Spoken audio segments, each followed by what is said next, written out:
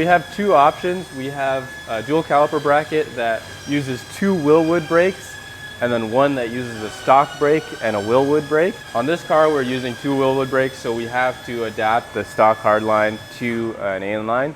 If you keep the stock caliper, you do not have to convert your flex line to AN line. You can skip this step, and it's just running AN line to the master cylinder of the handbrake.